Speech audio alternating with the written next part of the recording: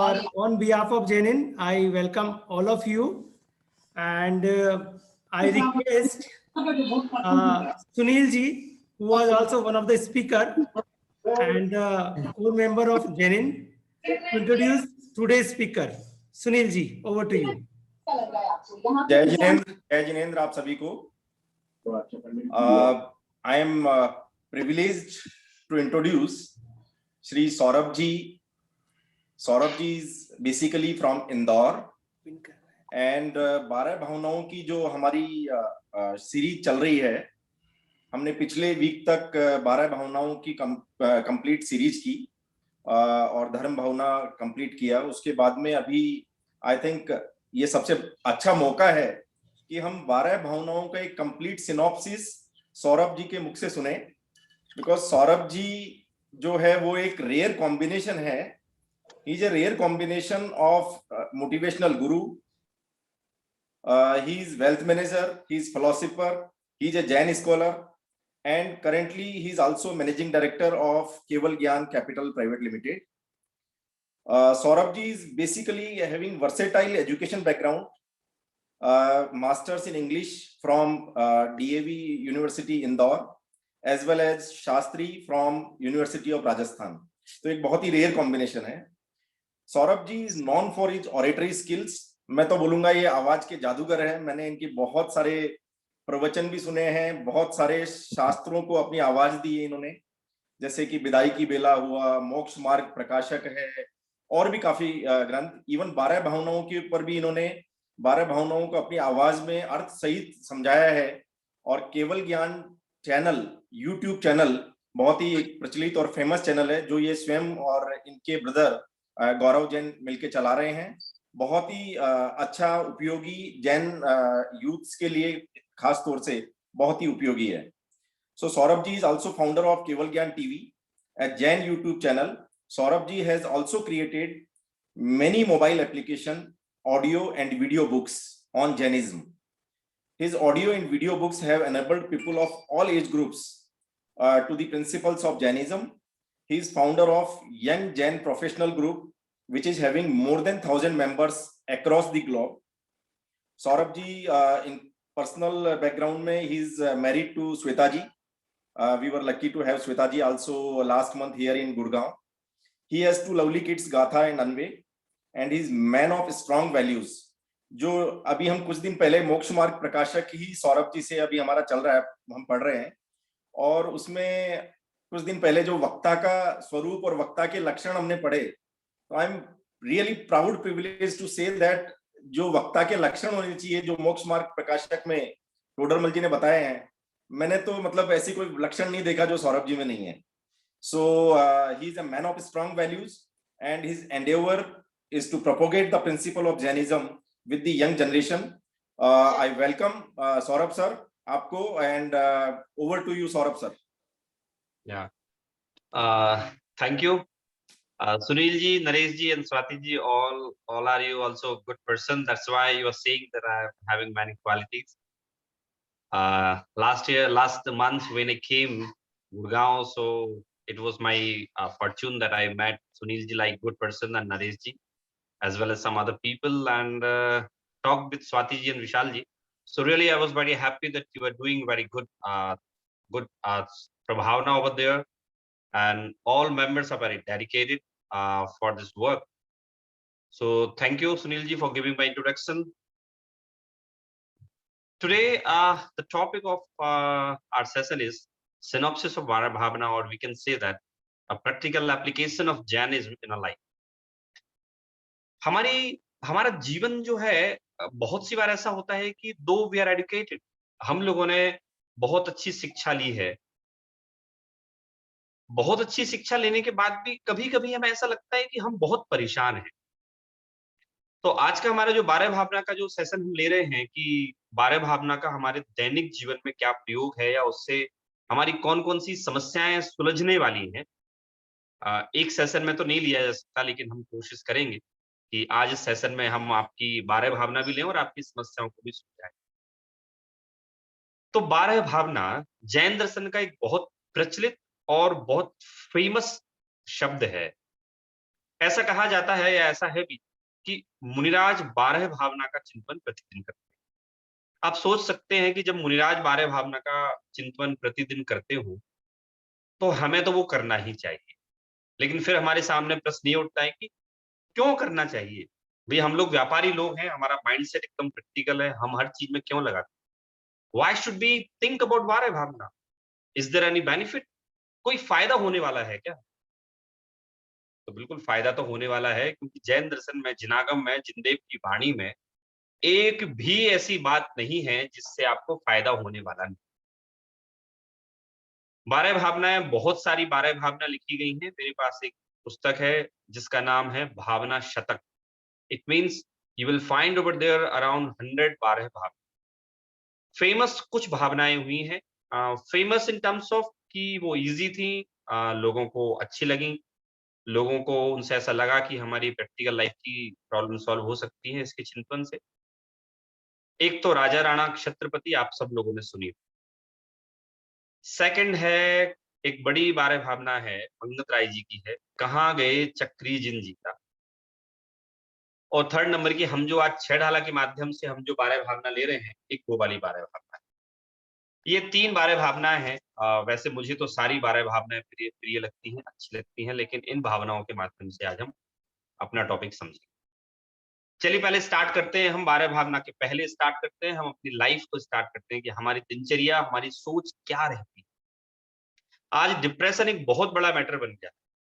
हम जिसको देखते हैं वो डिप्रेशन में रहता है, जिसको देखते हैं वो बहुत टेंशन में रहता है। डॉक्टर्स भी एडवाइस करते हैं कि आप अपने दिमाग पर लोड मत डालिए, क्योंकि आपके दिमाग पर लोड डालने से आपकी बॉडी वीक हो रही है, आपका इम्यून सिस्टम कमज़ोर हो रहा है। तो हम निरंतर दिन-रात हर व्यक्ति कहीं न कहीं एक depression kind of a a, situation में है।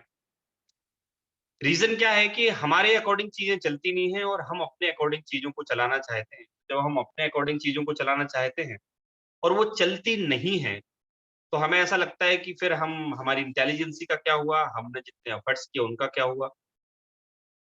अभी प्रेज़ेंट जैसे हम अगर कंडीशन देखें तो कोविड चल रहा है, तो कोविड में हमें ऐसा लगता है कि हम प्रिकॉशंस रखेंगे तो हम बच जाएँगे, शायद हम ना जाएँ, हमें ना लगे। इस बात का रिलैक्सेशन भी आपको एक भावना दिलाने वाला है कि भैया आप रिलैक्स रहो, कुछ नहीं होने वाला है। हमेशा हमें निरंतर ये डर रहता है कि मेरा धन ना चला जाए, मेरा यश ना चला जाए, मेरा नाम ना चला जाए, जो लोग पहले सम्मान देते थे वो ना चला जाए। और हम इस सोच में रहते हैं कि कैसे इसको मेंटेन रखूँ? इसके कारण हमें बड़ी समस्या होती है। वो मेंटेन रहती नहीं है चीज़ें और हम मेंटेन रखने की कोशिश करते हैं। अगेन डिप्रेशन हमें आ जाता है। फिर हम अब आते हैं बच्चों की तरफ आते हैं कि भई पति के लिए पत्नी, पत्नी के लिए पति, बच्चे, सब ऐसा सोचते हैं कि सब हम जो कहें वो करें। हम जैसा चाहते हैं वैसा होना चाहिए और अगर वैसा नहीं होता है तो हम फिर वही टेंशन में आ जाते हैं। क्यों नहीं हो रहा है ये? क्यों नहीं मान रहे हैं हमारा कहना? तो ऐसी अनेक समस्याएँ हैं जो हमारे दैनिक जीवन में हम निरंतर फेस करते हैं, उनका हम सॉल्यूशन ढूँढने की कोशिश करते हैं। हम अलग-अलग मोटिवेशन की किताबें पढ़ते हैं, तो वो लोग अलग-अलग तरीके बताते हैं कि जब क्रोध आए आपको तो मुँह में पानी भरो, क्रोध आए तो मौन रहो, क्रोध आए तो घूमने चले जाओ। अलग-अलग प्रकार के बताते हैं, जब डिप्रेशन में हो तो आप हँसो, आर्टिफ़िशियल हँसो आप। लेकिन ये सारे उपाय कोई सही नहीं हुए। यही कारण है कि जो डिप्रेशन के डॉक्टर हैं, मनोविज्ञान के डॉक्टर हैं, कई सारे केसेज़ में वो स्वयं भी डिप्रेशन में दिखे। इसका मतलब ये है कि जिस चीज़ को दुनिया फ़ॉलो कर रही है, हम दुनिया को देखें या हम खुद को देखें, since last so many years we are thinking about it, what is the right solution? What is the right solution to get rid of this depression और दिस एंग्ज़ायटी? लेकिन हमें मिल नहीं पाता। आप लोगों ने जब से 12 भावना के सेशंस लिए हैं, या जब से आप लोगों ने जैन दर्शन पढ़ना चालू किया है, देन यू रियलाइज़ कि I find something from here. यहाँ से मुझे कुछ मिलेगा, ज़रूर मिलेगा। और मैं भी आप लोगों को अश्योर करता हूँ कि जनागम आपके सारी समस्याओं के समाधान की एकमात्र दवा है। इसके अलावा और कोई चीज़ हो नहीं सकती। मैं पिछले 20 साल से पढ़ा रहा हूँ और 20 साल के पढ़ाने के एक्सपीरियंस में मैंने कई सारे केसेस देखे हैं। चूंकि मैं डॉक्टर नहीं हूं, लेकिन मेरे पढ़ाने के बाद, क्लास लेने के बाद कई सारे लोग डिप्रेशन से बाहर आ गए। उन लोगों ने मुझे थैंक यू बोला, लेकिन मैंने ये बोला कि thanks doesn't goes to me. किसको जाएगा ये जाएगा जिनवाणी। जिनवाणी इतनी सिंपल और इतनी बढ़िया है सिद्धांतों में कि जो भी पढ़ेगा उसका डिप्रेशन, उसकी टेंशन दूर होनी हो। तो 12 भावना उनमें से एक है, वैसे तो अनेक सिद्धांत हैं। 12 भावना उनमें से एक है। सबसे पहले हमारी आती है 12 भावना में अनित्य भावना। अनित्य भावना में यहाँ आया था कि जीवन ग्रह, जोबन ग्रह गोधन नारी है गए जन आज्ञाकारी, इंद्रिय भोग छिनथाई, सुर धनु चपला चपलाई। कि भाई ये जो आपके यौवन, मकान, गाय, भैंस, धन संपत्ति, स्त्री आदि हैं, ये कैसे हैं? ये बड़े क्षणिक हैं। ये आपके साथ रहने वाले नहीं हैं। यौवन कुछ काल में रहेगा। जैसे सुबह एक फूल खिलता है और फूल खिलकर वो मुरझा जाता है, शाम होते होते मुरझा जाता है। इसी तरह से हमारे जीवन की सुबह हुई है और वो होते होते एक दिन ऐसा आएगा कि सांझ आएगी और सांझ होकर हमारा जीवन मुरझा जाएगा। अर्थात हमारी आयु पूरी होने वाली है और इस सत्य को ना कोई टाल सका है, ना इस सत्य को कोई टाल सकता है। तो पहली अनित्य भावना। अनित्य भावना में शब्द से हमें समझ में आ रहा है, शब्द है अनित्य। अनित्य मतलब कि सब कुछ अनित्य है। हम अपने जीवन में जिन जिन वस्तुओं को स्टेबल रखने की कोशिश करते हैं, वो सारी की सारी वस्तुएं स्टेबल नहीं रहती हैं, वो अनस्टेबल हो जाती हैं। हम यौवन को बनाकर रखना चाहते हैं, हम चाहते हैं हम बहुत क्रीम पाउडर लगाएं, हम बहुत विटामिन लें, हम न्यूट्रिशंस लें, फ्रूट्स खाएं ताकि हम यंग बने रहें। लेकिन आज तक तो ऐसा नहीं हुआ कि कोई भी व्यक्ति बूढ़े होने से बच गया हो, उसे बूढ़ा होना ही पड़े। तो यौवन, मकान, सब चाहते हैं हमारा मकान बढ़िया रहे, अपडेटेड रहे। लेकिन ये हमारा एक्सपीरियंस है, आप सबका एक्सपीरियंस है, जब हम मकान बनाते हैं बहुत अपडेटेड रहता है, बहुत बढ़िया लगता है, लेकिन साल 2 साल में वो मकान हमारा आउटडेटेड हो जाता है। और आउटडेटेड होता है तो वो कहते हैं वो भी क्षणिक है, अनित्य है। अब यहाँ था गाय, भैंस, धन संपत्ति आदि। तो गाय, भैंस, धन संपत्ति आदि उस समय था। अभी हम कह सकते हैं कार, बाइक, प्लेन, ये जिसके पास मीन्स ऑफ ट्रांसपोर्टेशन है, ये सारी वस्तुएं क्षणिक हैं, अनित्य हैं, नाशवान हैं। और एक यहाँ उदाहरण दिया गया था, जैसे बिजली नाशवान है, क्षणिक है, जैसे इंद्रधनुष क्षणिक है, नाशवान है, वैसे ही ये सारी चीजें भी नाशवान हैं। अगर इसी छंद को हम भूधर दास जी कृत 12 भावना में लें कि राजा राणा छत्रपति हातिन के असवार, मरना सबको एक दिन अपनी अपनी बार। If you think that you are a king, you are a powerful person, you are having so much of just empire, so big empire, तो यहाँ कह रहे हैं राजा राणा छत्रपति हातिम के असवार, कोई भी हो, इवन अ पावरफुल किंग, कोई भी हो, लेकिन उसको एक ना एक दिन मरना ही है। अपनी अपनी बार, अपनी अपनी बार का मतलब ये है कि आपको अपना टर्न आने पर मरना ही मरना है, उससे आप बच नहीं सकते। अगर फिर हम मंगत राय जी की पे जाएं तो मंगत राय जी ने तो बहुत बढ़िया बात कही है कि भाई कहाँ गए चक्री जिन जीता भरत खंड सारा। कहाँ गए वो चक्रवर्ती जिनने भरत खंड जीता? कहाँ गए और रंग महल, कहाँ गए वो लोभी कौरव? इसका मतलब ये है, मंगत राय जी उसमें ये बोलना चाहते हैं कि हम लोग जो अक्सर ये सोचा करते हैं ना कि हम दुनिया में ऐसा नाम करके जाएंगे, ऐसा काम करके जाएंगे कि the world will remember us, remember me, but for your kind information no one will be ready to remember. कोई किसी को याद नहीं रखता, कोई किसी को याद रखने वाला नहीं। इसलिए हमें एक अनित्य भावना का, एक अनित्यता समझना चाहिए और वो अनित्यता को हम अपने प्रैक्टिकल लाइफ में कैसे एप्लीकेशन कर सकते हैं। हमारा फॉर्मेट ये रहेगा, आप लोग चिंता मत कीजिए, 12 भावनाएं पूरी होगी। हर एक भावना में हम उसको कैसे लाइफ में अपना इम्प्लीमेंट कर सकते हैं, उसको हम समझेंगे। उसके बाद आप लोग क्वेश्चंस भी पूछ सकते हैं, हम उसके यहाँ समाधान निकालेंगे। तो अनित्य भावना में हम ये सोच सकते हैं, जब हम आईने के सामने खड़े हो, तो आईने के सामने खड़े होकर हमारे जब स्किन पर झुर्रियां आए, हम जब बूढ़े होते दिखाई दें, जब पुरानी फोटो से हम अपनी नई फोटो मिलाएं, तो हम ये सोच सकते हैं अनित्य है सब, कोई वस्तु नित्य है ही नहीं, हो ही नहीं सकती। फिर मुझे इस बात का दुख क्यों फिर मुझे इस बात की चिंता क्यों कि मैं बूढ़ी हो रही हूँ, मैं बूढ़ा हो रहा हूँ, इस बात की चिंता नहीं रखनी। मकान अगर हमारा पुराना हो गया तो हमें समझना चाहिए सब कुछ अनित्य है, जो चीज पैदा हुई है, जो चीज उत्पाद हुआ है उसका व्यय भी होने वाला है। तो ये हम मकान में, फिर स्त्री घोड़ा आदि कुटुंबीजन, हम हमेशा बोलते हैं कि सर हमने अपने रिश्तेदारों की बहुत हेल्प की, लेकिन रिश्तेदार सर हमें धोखा देके भाग गए, उन्होंने हमें हमारे साथ बहुत बुरा किया। तो यहाँ कहते हैं सब कुछ अनित्य है। जब आपकी जवानी स्थिर नहीं है, जब आपका शरीर स्थिर नहीं है, जब आपका कुछ भी स्थिर नहीं है, तो फिर रिश्तेदार स्थिर स्थिर कैसे हो सकते हैं? अब हमारी जो समस्याएं हैं कि हम सब चीजों को स्टेबल रखना चाहते हैं। सब लोग हम इसी खोज में हैं कि सर बस एक बार सेटल हो जाऊं, सब कुछ स्टेबल हो जाए, फिर तो ये करना ही करना है। तो यहाँ मैं सबको ये बोलना चाहता हूँ कि आप इस भ्रम में मत रहिए कि एक बार आप सेटल हो जाएंगे, because the nature of this world is अनित्य। Nothing will be here permanent.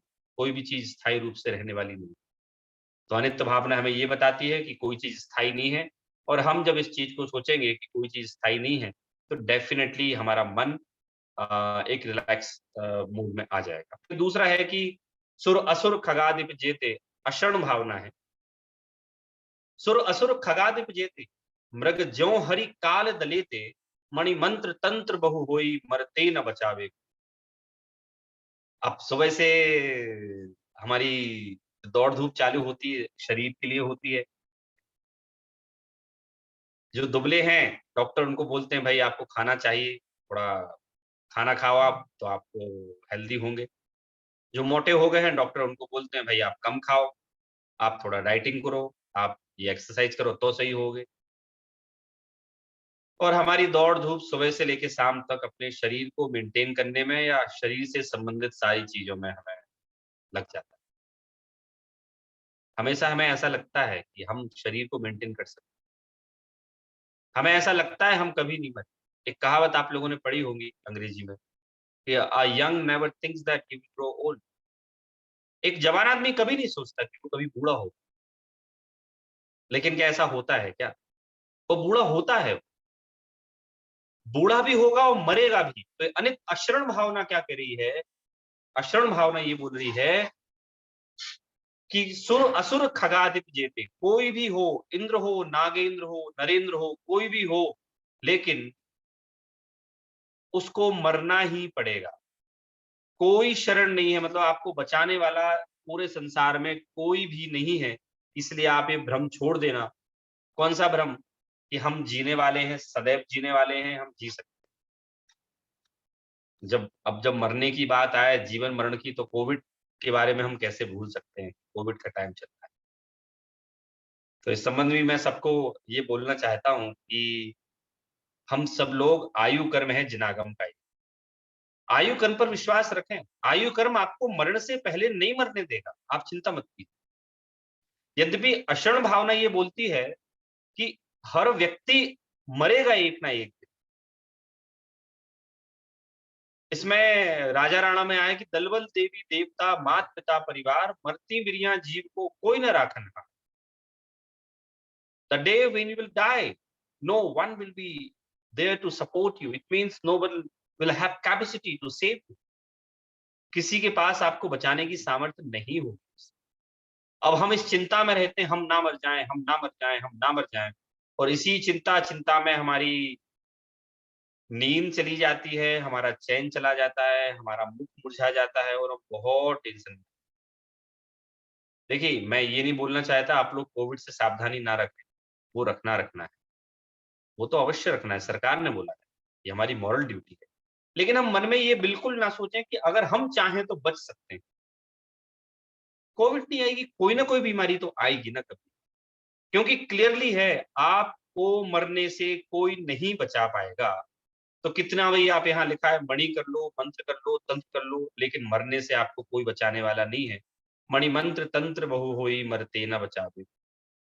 अब इस बात को हम अपनी प्रैक्टिकल लाइफ में कैसे अप्लाई कर सकते हैं कि हमें निरंतर एक भय है, मरने का भय है कि हम मर ना जाएं, कोई हमें मरते समय हमें कौन सपोर्ट देगा, तो हम डॉक्टर के नंबर लेकर रखते हैं। हम बात करके रखते हैं भाई मुझे अगर ऐसा हो जाए तो मुझे हॉस्पिटल ले चलना, मुझे दवाई दे देना, और अच्छे से अच्छे डॉक्टर ढूंढते हैं। तो यहाँ कह दिया कि कोई शरण नहीं है जब आप मरेंगे, जो आपका समय आएगा उसको बचाने में कोई भी आपको समर्थ नहीं होगा। तो ऐसा करके हम बड़े रिलैक्स हो सकते हैं अपने आयु को लेकर स्पेस कि हम समय से पहले मरने वाले नहीं हैं और हम हमेशा जीने वाले भी।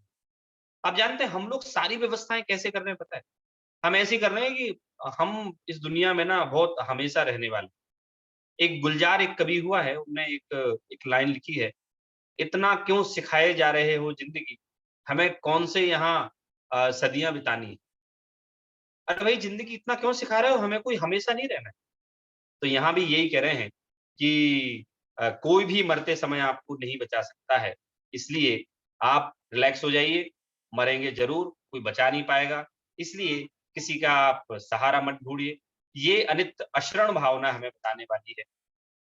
अगर हम मंगत राय जी की बारे भावना देखें तो वो ऐसा बोलते हैं कि काल सिंह ने मृग चेतन को घेरा भवन में, नहीं बचावन हारा कोई, यूं समझो मन में। काल रूपी शेर ने इस जीव रूपी मृग को अर्थात हिरण को घेर लिया है, कोई भी बचाने वाला नहीं है, आप ये मन में समझो। तो हमें भी ये समझ लेना चाहिए कि the day will come, that will be the last day. If आयु कर्म हमारा खत्म हुआ तो वो हमारा लास्ट डे होगा, कोई बचा नहीं पाएगा। इसलिए हम रिलैक्स रहें, बिल्कुल भी इस टेंशन में नहीं आए कि अगर हम प्लेन में बैठे और मर गए तो, बस में बैठे मर गए तो। आप नहीं मरेंगे, लेकिन आप ऐसा भी मत सोचिए कि हम हमेशा जिएंगे, सदा काल जिएंगे, तो ये जीने वाले नहीं है। ये हमारी अशरण भावना बता रही है। संसार भावना, संसार भावना में आया है, चहु गति दुख जीव भरे हैं, परिवर्तन पंच करे हैं, सब विधि संसार असारा, या मैं सुख ना ही लगारा। हमने सारा संसार देख लिया, लेकिन सारे संसार में हमें तो कहीं सुख दिखाई नहीं देता। अब इस बात को कैसे हम प्रैक्टिकल लाइफ में अप्लाई कर सकते हैं? हमारा सारा समय आप जानते हैं पांचों इंद्रियों के विषयों को इकट्ठा करने में जाता है। हमें महिमा जो आती है, तो महिमा किसकी आती है हमें? ये person who is having lots of money, lots of just things which can support in इंद्रिय भोग, मतलब जो इंद्रियों के भोग में जो वस्तु में सपोर्ट करें, उसके कारण से बहुत बड़ा माना जाता है। यहाँ दौलत राम जी ने कहा है कि सब देख लिया हमने, भव वन में जी भर घूम चुका, कण कण को जी भर भर देखा, मृग सम मृग तृष्णा के पीछे, मुझको न मिली सुख की रेखा। मैंने सारा संसार देख लिया है, लेकिन सारे संसार में मैं जो संसार भावना देख रहा हूँ, संसार भावना ये बोलती है कि मैंने सारा संसार देख लिया, लेकिन मुझे तो कहीं सुख का कण दिखाई नहीं दिया। कभी ऐसा लगता है बहुत कमा लूंगा तो सुखी हो जाऊंगा, कभी ऐसा लगता है विदेश में जाकर रहूंगा तो सुखी हो जाऊंगा, कभी ऐसा लगता है कि सब लोग साथ में रहेंगे तो सुखी होऊंगा, कभी ऐसा लगता है अकेला रहूंगा तो सुखी होऊंगा। आखिरकार निष्कर्ष यही निकालना पड़ा मुझे कि संसार में कोई सुख नहीं है। अब हम आते हैं कि भाई हम जो चिंतन में रहते हैं, चिंता में रहते हैं कि मैं क्या करूं, मुझे सुख नहीं मिलता। मैंने बहुत सारे प्रयास कर लिए, मैंने क्लब ज्वाइन कर लिया, मैं घूमने चला गया, and after doing all these things I am not utmost happy. मेरे हृदय के कोई ना कोई कोने में एक बात पड़ी हुई है कि मुझे जो चाहिए वो नहीं है मेरे पास। तो यहाँ आपको जो संसार भावना है वो यही बोल रही है कि भाई आप शांत रहें, आप चिंता ना करें, संसार में कोई सार नहीं है, आप कितनी भी कोशिश कर लें। तो जब भी हमारा मन ऐसा करता है ना कि चलो इस संसार में हम सुख ढूंढने की कोशिश करते हैं, तो हमारे सामने संसार भावना आकर खड़ी हो जाती है, तो बोलती ही हमसे आप व्यर्थ का प्रयास मत, आप व्यर्थ का प्रयास मत करो, जहां जो चीज है नहीं वहां मिलेगी कैसे? संसार में सुख है ही नहीं, आपको मिलेगा कैसे? अब इस पर कोई प्रश्न पूछ सकता है कि सर संसार में सुख नहीं है तो क्या करें, चुपचाप बैठ जाएं क्या? नहीं नहीं, चुपचाप मत बैठिए। हमारी आकुलता, जो आकुलता मतलब हमारी चिंता का जन्म होता है ना, हृदय में होता है, और हृदय की चिंता ही हमें बहुत ज्यादा परेशान करके रखती है। तो तो ये जो पूरी 12 भावनाएं हैं, ये हमारे हृदय की चिंता को कम करने वाली है एक्चुअली में। तो हृदय की चिंता जब हमारी कम होगी तो अपने आप ऑटोमेटिक हमारा मन बढ़िया होगा, हम चिंता से रहित होंगे। तो यहाँ संसार भावना में ये कह रहे हैं कि भाई साहब, आप संसार में कहीं सार नहीं मिलेगा। इसी बात को अगर हम मंगत राय जी की 12 भावना में कहें तो उन्होंने बोला है, जन्म मरण नरु जरा, रोग से सदा दुखी रहता। भाई साहब, आप जन्म से, मरण से, रोग से सदा दुखी रहते हो यहाँ संसार में। इसलिए यहाँ सुख खोजने का काम आप बंद कीजिए, क्योंकि आपको वो मिलने वाला नहीं है। फिर उसमें अपनी भूदरदास जी वाली 12 भावना में कहा है कि आप अकेला अब तरह मरे अकेला होए, यूं सॉरी, दाम बिना निर्धन दुखी, तृष्णा अवश धनवान, कबहु न सुख संसार में, सब जग देखियो छान। मतलब दाम धन नहीं है तो निर्धन दुखी है, जिसके पास धन है उसे और ज्यादा धन चाहिए तो वो तृष्णा से दुखी है। तो ऐसे मैंने देख लिया संसार में कोई सुख नहीं है।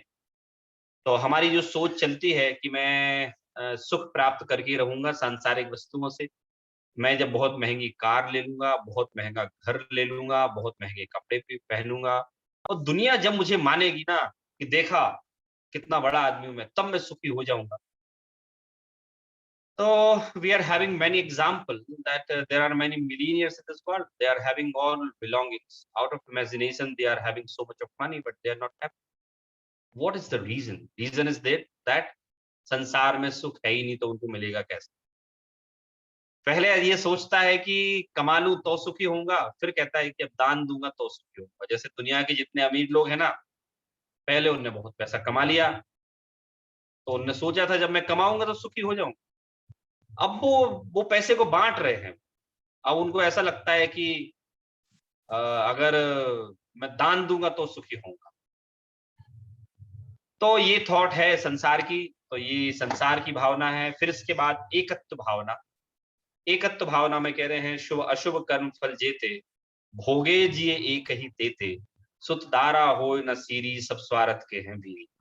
अब इस भावना में थोड़ा सावधान हो जाना आप लोग। और मुझे पता है जब ये भाव, अभी मैं क्वेश्चन आंसर का सेशन आएगा तब आप लोग पूछेंगे भी इससे रिगार्डिंग क्वेश्चन। ये भावना ही ऐसी है, क्या करें। एकत्व भावना पता क्या बोलती है? मतलब इसको मैं बहुत साधारण सी भाषा में बोलता हूँ। एकत्व भावना बोल रही है कि आप पत्नी पर भी विश्वास मत, बच्चों पर भी विश्वास मत, रिश्तेदारों पर भी विश्वास मत, किसी पर करो ही मत विश्वास आप। क्यों? क्योंकि यहाँ कहा है ये सारे के सारे स्वार्थ के साथी हैं, स्वार्थ के सगी हैं। शुभ अशुभ कर्म फल जेते, भोगे जिए एक ही तेते। अर्थात हमने जो पूर्व काल में अपने भावों से शुभ और अशुभ कर्म बांध लिए थे, वे हमें फल देते हैं। सुत मतलब पुत्र, तारा मतलब पत्नी। पुत्र और पत्नी को इसलिए लिया है कि ऐसा माना जाता है भाई बच्चे और पत्नी सबसे निकट रहते हैं, क्योंकि माता पिता तो बाय डिफॉल्ट है ही है, लेकिन माता पिता होल लाइफ हमारे साथ नहीं रह पाते, उनकी आयु पूरी हो जाती है, इसलिए यहाँ पत्नी और बच्चे को लिया। तो यहाँ कहा है कि शुभ अशुभ कर्म फल जेते। आपने जो अच्छे बुरे कर्म किए हैं उसके अकॉर्डिंग ही आपका जीवन चलता है, और सब स्वार्थ के साथी हैं, कोई आपका साथ देने वाला नहीं। अब इस बात को सुन के हमें बड़ा डर लगने लगता है कि अगर सर ये सब स्वार्थ के साथी बता रहे हैं तो फिर क्या घर छोड़ के चले जाएं? बेटे को नहीं पढ़ाएं? मैं कहता हूँ नहीं नहीं, पढ़ाओ, आपको पढ़ाओ, घर में रहो। लेकिन यहाँ तो हम जो कहते हैं ना कि सर हमारा जीवन तो हमारी बस पत्नी और बच्चे हैं, मैं इसमें बोलता हूँ अगर पत्नी की आयु पूरी हो गई तो आप जिएंगे कि नहीं जिएंगे? वो आयु हो ही सकती ना। बच्चे की आयु पूरी हो गई तो आप जिएंगे कि नहीं? दुख होगा, सबको होगा, मुझे भी होगा, आपको। लेकिन यहाँ ये कह रहे हैं कि आपने इनमें जो अपना एकत्वपना मान रखा है ना, ये है सो मैं हूं, इनसे ही मेरा अस्तित्व है, तो कहते नहीं। और मैं अपने सारे सेशंस में एक बात बड़ी कॉमनली बताता हूँ, थोड़ी सी फनी सी है। सब बोलते हैं कि सर हम तो अपने परिवार के लिए जी रहे हैं, तो मैं उनको एडवाइस करता हूँ, भाई साहब आप परिवार के लिए मत जियो, आप अपने लिए जियो। मतलब परिवार अपने उदय से जी रहा है, लेकिन आप ये मत बोलो कि हम तो जितने पाप कर रहे हैं उनके लिए कर रहे हैं। तो आप परिवार के लिए मत जियो, आप अपने लिए जियो, परिवार अपने आप सुखी हो जाएगा। और रही परिवार के प्रति ड्यूटीज पूरी करने की, तो वो करिए, लेकिन मन में एक बात हमेशा रखिए कि दुनिया में जितने व्यक्ति हमसे जुड़े हुए हैं, सारे के सारे कोई ना कोई स्वार्थ से जुड़े हुए हैं। भले ही वो हमारी पत्नी हो, बच्चे हों, मित्र हों, रिश्तेदार हों, कोई भी हो, कोई ना कोई स्वार्थ से जुड़े हुए हैं। इसके साथ जिनवाणी में एक बात और आई है कि साधर्मी वात्सल्य का एक जो भाव है वो निस्वार्थ होता है, क्योंकि उसमें कोई रिश्तेदारी नहीं है, उसमें कोई हमारा कोई दूसरा बेनिफिट हम नहीं देखते। उसमें हम सिंपल सी बात देखते हैं कि जिनागम को मानने वाले आप हैं और उन्हीं को मानने वाला मैं हूँ, और हम दोनों मोक्ष मार्ग पर चलने वाले। तो ऐसे करके कोई भी आपका सगा नहीं है। अब रिलैक्स कैसे हो सकते हैं इस बात से बता देते हैं कि हमेशा कई सारे लोग हम देखते हैं बहुत सारे डिप्रेशन में या चिंता में या अपनी लाइफ डिस्ट्रॉय कर चुके होते हैं, ये बोलकर कि सर हमने बहुत विश्वास किया उन पर और उनने हमें धोखा दिया। तो यहाँ लिखा है ना दौलत राम जी ने कि प्रत्येक व्यक्ति अपने उदय के अनुसार आपके साथ रहता है। आपका उदय होगा किसी के साथ रहने का तो वो रहेगा। क्यों? क्योंकि सब स्वार्थ के साथी हैं, कोई आपका साथ देने वाला नहीं है। इसी बात को गुदरदास जी ने कहा है 12 भावना में कि आप अकेला अवतरे मरे अकेला होए, यूं कबू इस जीव को साथी सगा न कोय। कि भई आप अकेले ही मरते हो, आप अकेले ही जीते हो, इसलिए आप ये मत सोचना कि कोई आपका साथी हो सकता है। सब अपने-अपने स्वार्थ के साथी होते हैं। और मंगत राय जी ने तो बहुत बढ़िया एग्जाम्पल दिया है, आप लोगों ने सुना भी होगा कि जैसे मेले में जैसे मेले में कोई पंथी जन आकर मिलते हैं और कभी एक कोस चलता है, कोई कभी आज चला जाता है, कोई कल चला जाता है, कोई परसों चला जाता है। ऐसे अपने-अपने हिसाब से लोग चले जाते हैं मेले में और सब बिछुड़ जाते हैं। जैसे एक पेड़ पर एक पक्षी बैठता है, उसके साथ दूसरा आता है, तीसरा आता है और एक साथ उड़कर जाते हैं और कोई एक जगह रुक जाता है, कोई आगे चला जाता है। इस तरह से अलग-अलग गतियों से हम सब लोग एक घर में आकर पैदा हुए हैं। हमें नहीं पता, हम नहीं जानते लॉजिक इसके पीछे क्यों, वही हमारे घर में पैदा क्यों? उसका कर्म वैसा था इसलिए आपके यहाँ पैदा हुआ है। हम एक घर में आके मिलते हैं, माता-पिता से बच्चों का जन्म होता है, बच्चे बड़े होते हैं, शादी होती है, उनके बच्चे होते हैं, हमारे भाई होते हैं, बहन होते हैं और अपनी-अपनी आयु पूरी करके सब एक-एक करके जाते रहते हैं। तो इसे कहा है कि मंगत राय जी ने 12 भावना में कहा है कि जैसे एक पेड़ पर आकर सारे पंछी बैठते हैं और फिर बिछुड़ जाते हैं, इसी तरह से हम लगा लें कि हम किससे अपनापन करें। मैं जिसको अपना कहता हूँ वह छोड़ मुझे चल देता है, मैं जिसको भी अपना कहता हूँ मुझे छोड़ के चला जाता है। तो इसमें हम अब जो हम वर्तमान में हमारे दिमाग में जो चिंताएँ रहती हैं, उन चिंता को कैसे दूर करें कि भई सबके साथ रहने के बाद भी किसी को मैं ऐसा नहीं मानूँगा कि ये सब मेरे साथ रहेंगे, क्योंकि सब स्वार्थ के साथी हैं, कि कोई किसी का सगा नहीं है, कोई किसी का साथ हमेशा नहीं दे सकता। तो ऐसे करके हम अपनी समस्या सुलझा सकते हैं। फिर इसके बाद आती है अन्यत्व भावना आती है। अन्यत्व भावना जैसे कि आपको नाम से पता है, अन्यत्व अर्थात कि अलग-अलग। उदाहरण आया था बहुत बढ़िया छैड़ाला में, जल पय ज्यों दिए तन मैला, पै भिन्न-भिन्न नहीं भेदा। तो प्रगट जुरे धन धामा, क्यों है एक मिले सुत रामा। जिस तरह से जल और पानी अलग-अलग रहता है और अलग-अलग जब वो हंस रहता है, तो हंस उस जल और पानी को अलग-अलग कर भी देता है। सॉरी, जल को और दूध को अलग-अलग कर भी देता है। इसी तरह से यहाँ कह रहे हैं कि जिस तरह से दूध और जल अलग-अलग हैं, इसी तरह से धन, स्त्री, पुत्र, मकान ये सब अलग-अलग, ये एक नहीं है आप। हम भले ही बोलें ये मकान मेरा है, ये संपत्ति मेरी है, ये वस्तु मेरी है। बड़ी तकलीफ है पता है इसमें। ये वस्तु मेरी है नहीं और मैंने उनको अपना मान लिया। फिर थोड़ा-सा कुछ होने पर बड़ी तकलीफ होती है। आप सब लोगों को एक समय वो याद होगा 1980, 1985 मैं तो 80 के बाद बॉर्न हुआ मेरा। आप लोग इस बात के साक्षी हैं कि जब 85-86 में भारत में टेलीविजन आया, तो टेलीविजन सबके घर पे नहीं हुआ करता था। पड़ोसी के यहाँ देखने जाते थे सब लोग, और 1-2 साल, 3 साल बाद हमारे पापा ने भी काफ़ी मेहनत की और हमारे यहाँ भी टेलीविज़न आया। ब्लैक एंड व्हाइट आया, कलर्ड आया, व्हाटएवर, और वो एक समझ लो उत्सव होता था। एक बहुत बड़ी घटना होती थी। वो स्टेटस सिंबल होता था। अब सपोज़ दैट वो टीवी इंस्टॉल होने को आई है, और इंस्टॉल होते में जब उसको ले जा रहे हैं, छोटी-सी साइड में खरोंच लग गई, तो हम ऐसे करते मतलब उस टीवी से हमें इतना अपनापन था कि वो टीवी में खरोंच आने पे हमें ऐसा लगता है कि हमारे यहाँ खरोंच।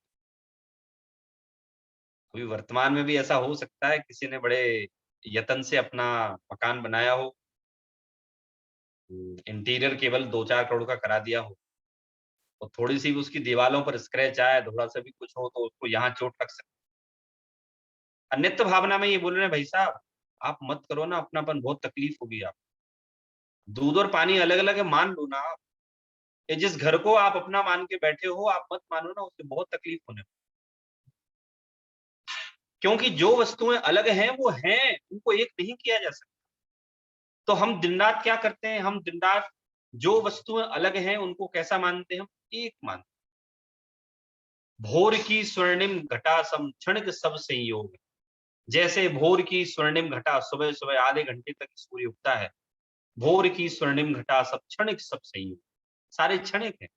ऐसे आप अगर इनसे अपना क्या बोलते हैं, इनके अन्यत्व स्वभाव को नहीं पहचानेंगे, तो बड़ी तकलीफ होने वाली है। तकलीफ इसलिए होने वाली है क्योंकि जो वस्तु मेरी है ही नहीं, उस वस्तु को अगर मैं अपनी मानता हूँ, तो वो तकलीफ तो नेचुरल है। तो इस भावना में यही बताया जा रहा है कि आप सबसे अन्य हैं, आप अलग हैं, ये सारी वस्तुएँ अलग हैं। तो इसमें एक ने तो उदाहरण लिया है, धन का उदाहरण लिया है। आप लगा लेना, गाड़ी हो हमारा, आजकल मोबाइल सबसे प्रिय होता है ना? मोबाइल इज़ आवर फेवरेट और is the most favourable thing, is not that it's so valuable, लेकिन उसमें जो डेटा होता है, जो सब चीज़ें होती हैं, वो हमें ज़्यादा वैल्यूएबल है उसकी कॉस्ट से ज़्यादा। तो ऐसा ऐसा कहते हैं, वो एक जोक आया था कि व्यक्ति पत्नी को मोबाइल खो गया, अब उसको डिसीज़न लेना था, सबसे पहले उसको किसको खोजना चालू करना है, तो उसमें लिखा था वो मोबाइल को खोजना चालू करेगा, पत्नी को बाद में। तो ऐसे ही हम अपनी जो वस्तुएँ हैं, उनमें एक पन्ना मान लेते हैं और वो अलग-अलग हैं, एक नहीं है। इसी बात को अगर हम जो अपनी मंगत राय जी ने भार भावना ली है, उसमें देखें तो उन्होंने कहा है कि भई तुम चेतन हो और ये सारी चीज़ें जड़ हैं। तुम जीव हो, ये सब अजीब हैं। तुम इनसे अपना कैसे कर सकते हो अपनापन? जैसे जल से भिन्न दूध है, ऐसे ही तुम भी इन सब से भिन्न हो। एक बात याद रखिए, हम 12 भावना किसी को भी ना अब वैराग्य दिलाने के लिए नहीं लिखते कि आप बिल्कुल कल के कल अब सोच के मुनि बन जाओ। 12 भावना का चिंतन हमें इसलिए प्रतिदिन करना चाहिए, क्योंकि हमारा दिमाग रोज खराब होता है। हम रोज सोचते हैं ये सब मेरे हैं, इस शरीर को मैं बना लूँगा, मैं सब चीज़ें परमानेंट हैं, सबको स्टेबल कर लूँगा मैं। तो हमें रोज 12 भावना इसलिए सोचनी है, क्योंकि हमें अपनी चिंता को प्रतिदिन दूर करना है। इसलिए 12 भावना का चिंतन रोज किया जाना चाहिए। आएगा एक दिन ऐसा भी आएगा कि जब हमें वैराग्य आएगा, एक दिन ऐसा भी आएगा जब हमें समझ लो संसार से हम विरक्त हो जाएँगे। लेकिन अभी जो 12 भावना का चिंतन करें, तो वो इस सोच के साथ करें कि हम चिंताओं से मुक्त होना चाहते हो और मोक्ष मार्ग पर आगे बढ़ना चाहते हैं। इस तरह से अन्यत्व भावना हमारी हुई। अन्यत्व भावना के बाद हमारी असुचि भावना। असुचि भावना भी बहुत बढ़िया है। इसमें था पल रुधिर राद मन थैली, कीकस बसादी तैं थैली, नव द्वार बहें घिनकारी, अस देह करे किम यारी। जन्म से लेके मरण तक अगर हम किसी के साथ चौबीसों घंटे रहते हैं, हम मतलब मेरी आत्मा। अगर मेरी आत्मा जन्म से लेके मरण तक किसी के साथ रहती है, तो वो रहने वाली वस्तु है शरीर। अशुचि भावना में ये बोल रहे हैं कि अगर आपको अपने शरीर से बहुत ज़्यादा लगाव है, बहुत ज़्यादा राग है, बहुत ज्यादा अटैचमेंट है, तो एक बार जरा इसका स्वरूप जान लो। 10 लक्षण की पूजन में हम लोग पढ़ते हैं, ऊपर अमल मल भरियो भीतर कौन घट विधि सूची कहे। क्या कहा उसमें? बाहर से जो देह हमें मलिनता रहित दिखाई देती है ना, मूल रूप में ये बहुत मलिन है। तो कैसी मलिन है? तो उदाहरण दिया बहुत बढ़िया, सबको याद भी होगा क्योंकि 12 भावना की पूजन सब लोग करते हैं। यहाँ कहा है कि जिस तरह से एक घड़े में मल भर दिया जाए और एक घड़े में मल भर दिए जाने के बाद उसके बाहर बहुत अच्छी डेंटिंग पेंटिंग कर दिया जाए, या स्वर्ण की ताम्र पत्र लगा दिए जाएं, उस पर अगर आप समुद्र के जल से भी आप उसको साफ करना चाहें, स्वच्छ करना चाहें, तो नहीं हो पाएगी। ऊपर अमल मल भरियो भीतर कौन घट विधि सूची कहे। उस घट को कौन पवित्र कहेगा जिसके अंदर मल भरा हुआ है और बाहर से आपने बहुत अच्छा उसको डेंटिंग पेंटिंग करके बहुत सुंदर बनाया, हम उसे पवित्र नहीं मानते। इसी तरह से यहाँ असुचि भावना ली है दौलत राम जी ने कि पल रुधिर राध मत फैली की कस वसादी तैमेली। इसमें भी आप लोगों का एक क्वेश्चन होगा कि तो क्या सर, शरीर अगर इतना गंदा है तो क्या करें हम शरीर छोड़ दें? नहीं नहीं, यहाँ शरीर छोड़ने की बात नहीं है। ये तो असुचि भावना बताकर आपको ये बताना चाहते हैं कि आप जो शरीर को सुंदर बनाने का प्रयास करते हैं, आप जो ऐसा सोचते हैं कि ये शरीर ही मेरे लिए सब कुछ है, तो यहाँ उसका स्वरूप बताकर आपको ये बताना चाहते हैं कि भाई थोड़ा इसका एक बार आप नेचर पहचान लो। नेचर कैसे पहचान लो? कि ये हाड़ से बना हुआ है, मांस से बना हुआ है, इसमें बहुत सारे रोग होते हैं। इसको इसके शरीर इतना मलिन है कि अगर इस पर चंदन लगा दिया जाए तो चंदन में भी बदबू आने लगती है। अगर मुख में एक बार मिठाई देकर अगर मिठाई निकाल के रख दें, तो उस मिठाई को कोई खाने की तो बात दूर, कोई उसको छूना भी पसंद नहीं करे। तो ये असुचि भावना शरीर की रियलिटी बताती है, शरीर से नफरत पैदा नहीं कराती। याद रखिए, असुचि भावना ने तो शरीर की रियलिटी बताई है, शरीर से नफरत पैदा नहीं कराई आपको। अब बोले रियलिटी क्यों बताई? रियलिटी इसलिए बताई क्योंकि हम शरीर में कुछ ज्यादा ही एंगेज। तो फिर 12 भावना की असुचि भावना में बता दिया कि भाई ये कैसी है, इसलिए आपको इससे यारी नहीं करना चाहिए। आपको इसका स्वरूप ख्याल में रहेगा तो आपको जो शरीर को लेकर बड़ा भ्रम रहता है ना कि हमारी तो स्किन बहुत गोरी है, हमने तो क्रीम लगाई है और हम बिल्कुल मेंटेन करके रखा है, हम तो घूमते हैं, तो कहते हैं आप वो कुछ भी कर लेना लेकिन वो शरीर पवित्र होने वाला नहीं है। इतना आप उसका स्वरूप जानो बस। शरीर से द्वेष नहीं रखना, उसको खाना खिलाना है तो खाना खिलाओ, हमें आहार करना है, निहार करना है, वो प्रॉपर चलेगा, लेकिन शरीर का एक असुचि भावना में हमें ये ध्यान रहे। 6 भावनाएं हमारी ऐसी हैं जिन 6 भावनाओं में असुचि भावना तक हमें एक बाहर की वस्तुओं से हमें अलग हटाया जाता है। 7वीं भावना से 12वीं भावना तक थोड़ा सा कंटेंट यहाँ पे चेंज किया गया है। इसमें ये बोलते हैं आश्रव भावना, और अगर हम इसके साथ में संवर भावना लें, आश्रव भावना में ये कहा गया है कि जो योगों की चपलाई है, अर्थात मन वचन काय 3 योग कहलाते हैं, ये आश्रम है और ये आश्रम दुखकारी है। और बुद्धिमान लोग इन आश्रमों को हटा देते हैं, अर्थात ये शुभ अशुभ को हटा देते हैं आत्मा के ध्यान के द्वारा। फिर उसके बाद संवर भावना है।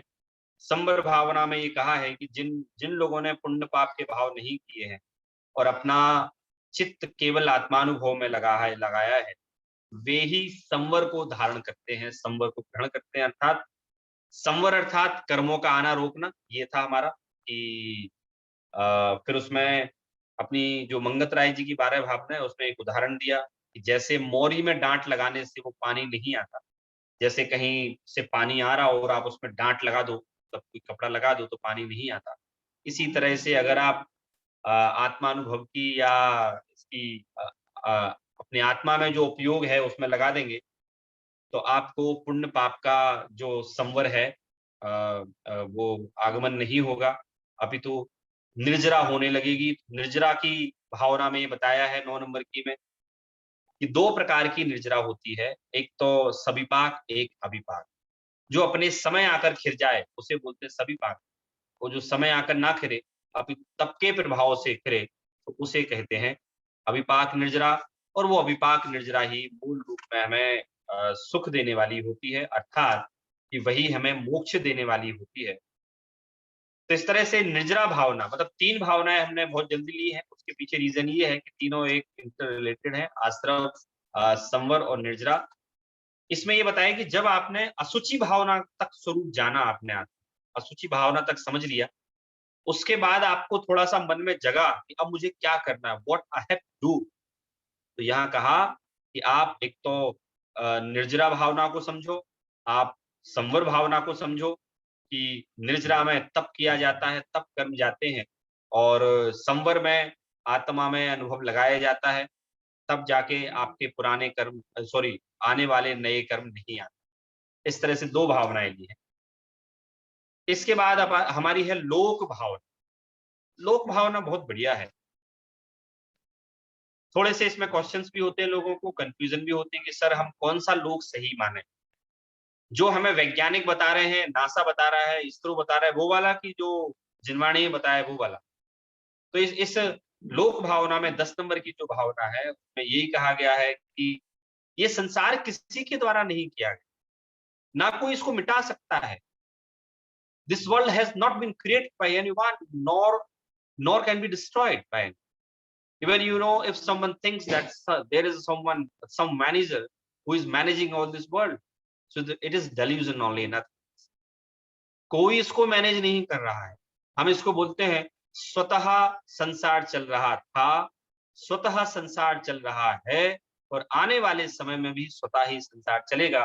तो लोक भावना में ये बताया गया है कि संसार किसी ने नहीं बनाया, कि नहु न करे न धरे को, षड द्रव्यमयी न हरे को।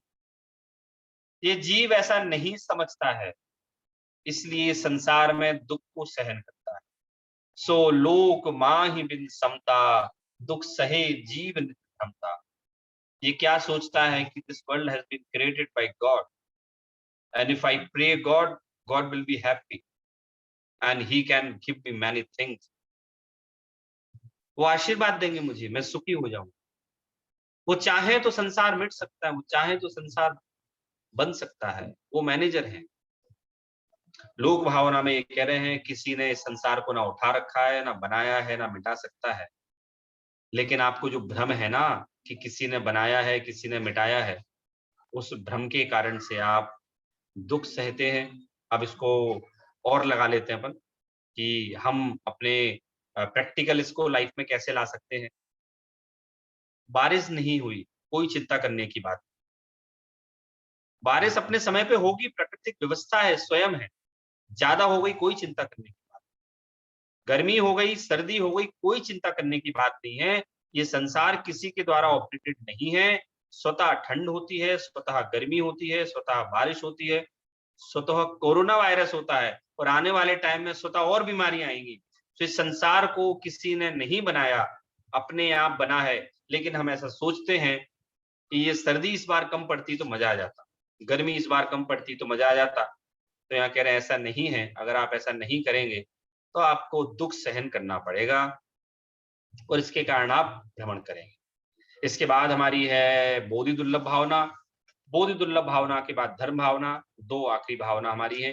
बोधि दुर्लभ भावना तो बड़ी साधारण सी है कि भाई आप जो सोचते हैं ना कि हमें बड़ी सहजता से ये मिल गया है सब कुछ, तो यहाँ कह रहे हैं कि आपको जो मनुष्य जन्म मिला है, उत्तम संगति मिली है, ये बहुत दुर्लभ है पाना।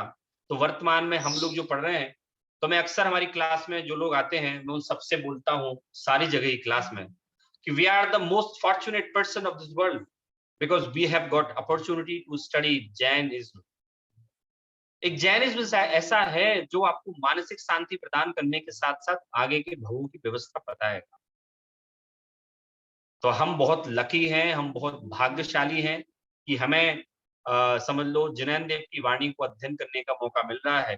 तो यहाँ जो बोधि दुर्लभ भावना में बताया जा रहा है, क्या बता रहे हैं बोधि दुर्लभ भावना में, कि पहले तो इस जीव को मनुष्य, एक इंद्रिय, 2 इंद्रिय, 1 इंद्रिय से 2 इंद्रिय में आना मुश्किल है, 2 से 3, 3 से 4, 4 से 5, और फिर मनुष्य बनना, मनुष्य में भी जैन बनना, जैन में भी उसे अध्यात्म पढ़ने की रुचि होना, समझने की बुद्धि होना, ये उत्तरोत्तर महादुर्लभ है।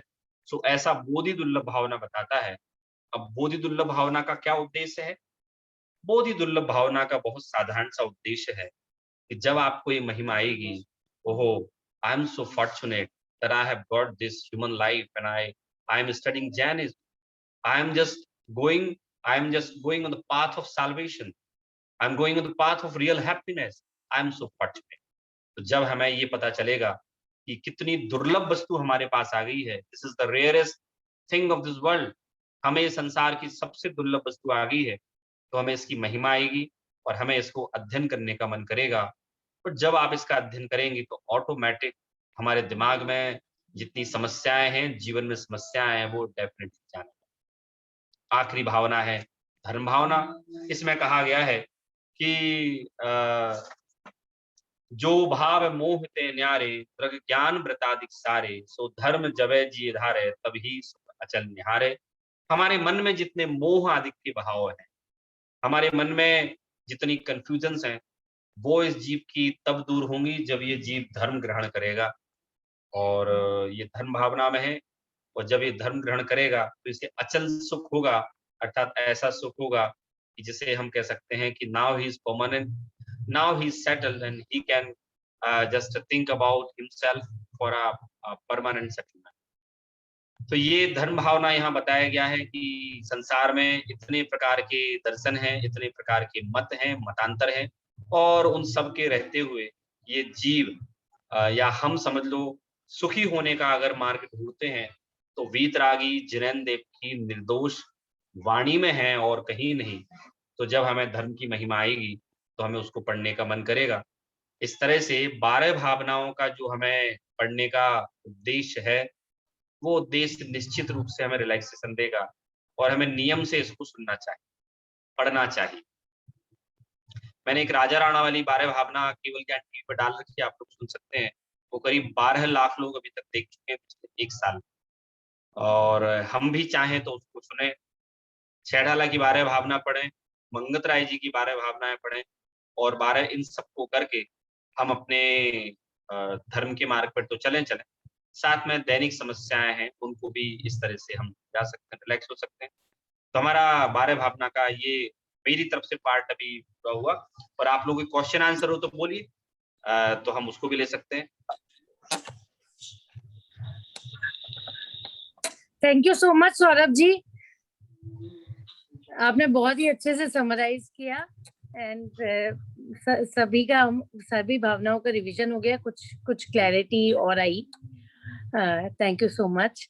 और मैं अब रिक्वेस्ट करूंगी ऑडियंस में कोई भी क्वेश्चंस हो तो।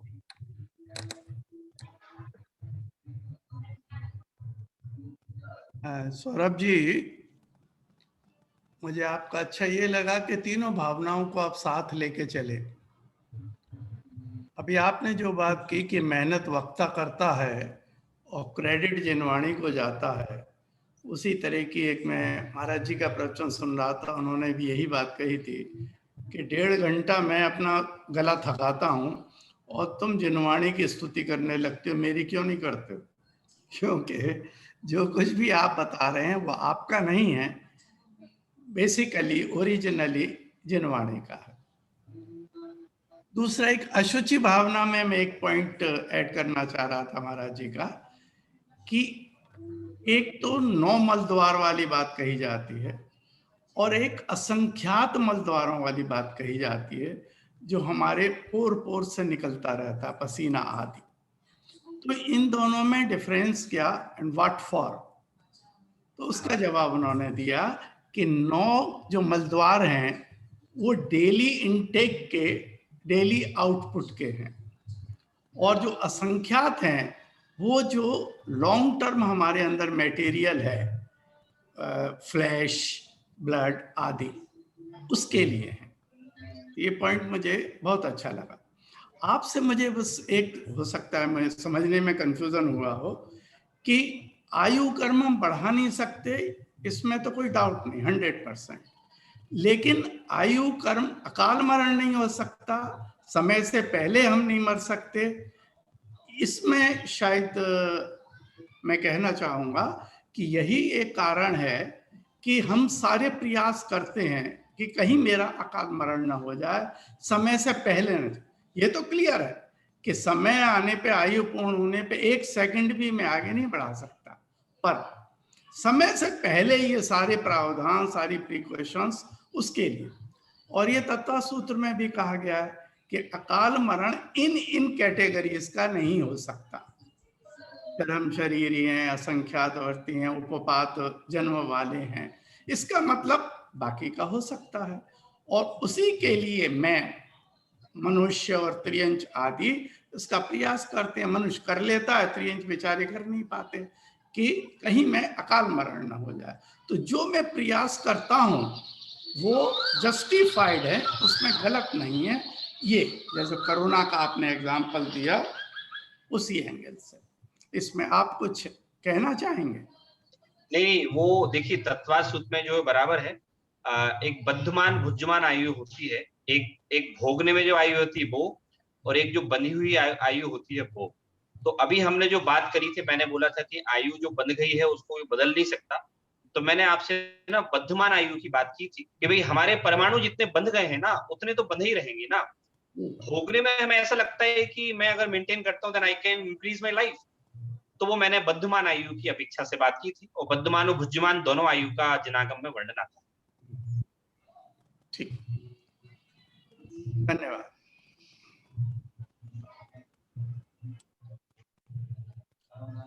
थैंक यू भाई के अंकल। और कोई क्वेश्चंस? एनी अदर क्वेश्चंस और कमेंट्स फ्रॉम द ऑडियंस? एक वंदना जी का रेज्ड हैंड है, वो शुरू से ही है, तो कोई क्वेश्चंस है अगर वंदना उनका जी का? आइकॉन हो सकता है वो। हाँ, इसीलिए तो एनी अदर पर्सन्स? मेरा कोई प्रश्न तो नहीं है, हाँ, लेकिन हाँ। एक सबसे पहले तो मैं ये कहना चाहूँगा कि बहुत सुंदर समापन किया सौरभ जी ने, और बड़ी सरलता से और बहुत बोधगम्य तरीके से उन्होंने सारी भावनाएं लगभग 50 मिनट 55 मिनट में कवर कर दी। बहुत बड़ी उपलब्धि है। मैं मेरा जो अभी मैं जो कहने जा रहा हूँ वो मुख्यतः उन भावनाओं के बारे में है जिससे लगता ये है कि ये इसमें कुछ नकारात्मकता है, यानी जो सुपरफिशियली ऐसा लगता है, प्राइमा फेसाई ऐसा नजर आता है। जैसे अनित्य भावना, अशरण भावना, संसार भावना आदि, इस तरह की जो भावनाएं हैं, अशुचि भावना, तो जिनको हम अपना माने थे, जिनके ऊपर हम निर्भर थे, जिन्हें समझते थे कि ये हमारी मदद करेंगे मुसीबत में, तो उनकी रियलिटी हमें इससे पता लगती है। तो इसमें ऐसा नहीं, अगर हम सही परिप्रेक्ष्य में देखें इन भावनाओं को, तो इसमें ऐसा कुछ नहीं है कि जिससे हमें अवसाद हो या जिससे हमें नकारात्मक सोच हमारी बने। क्योंकि अनित्य भावना में जहाँ ये बताया है कि सब कुछ नश्वर है, वहाँ ये भी इसी का दूसरा पहलू है कि शाश्वत क्या है। हमारी आत्मा शाश्वत है और हमें उसे पाने का, उसके साथ एकाकार होने का प्रयास करना चाहिए। इसी तरह से अशरण भावना में कोई हमारी मदद नहीं करेगा जब हमारी आयु पूर्ण होगी, जब हमारी मृत्यु का समय आएगा। लेकिन शरण क्या है? शरण हमारा धर्म है और शरण हमारे पंच परमेष्ठी हैं, जिनसे हमें जन्म जरा और मृत्यु के भय से मुक्ति मिलेगी। हम उसे स्वीकार कर सकेंगे, एक स्वीकृति की भावना हमारी आएगी। इसी तरह से संसार भावना में जो सांसारिक वस्तुएं हैं, जो सांसारिक भोग उपभोग हैं, उनमें सुख नहीं है। सुखाभास भले ही हो सकता है। तो सुख किस में है? सुख निराकुलता में है। तो निराकुलता को प्राप्त करने के लिए हमें क्या प्रयास करना है? इससे हमें, इसकी ओर हमें जाने का एक संकेत मिलता है। इसी तरह से अन्यत्व में, और अन्यत्व एकत्व एक ही मूल भावना के दो पहलू हैं। अशुचि भावना वो बहुत महत्वपूर्ण है कि शरीर की अशुचिता के बारे में तो बहुत विस्तार से बता दिया, पर इसका निष्कर्ष क्या निकला, यानी सकारात्मक रूप से ये निष्कर्ष निकला कि ऐसी अशुचि देह के प्रति तो अनासक्त हमें होना चाहिए।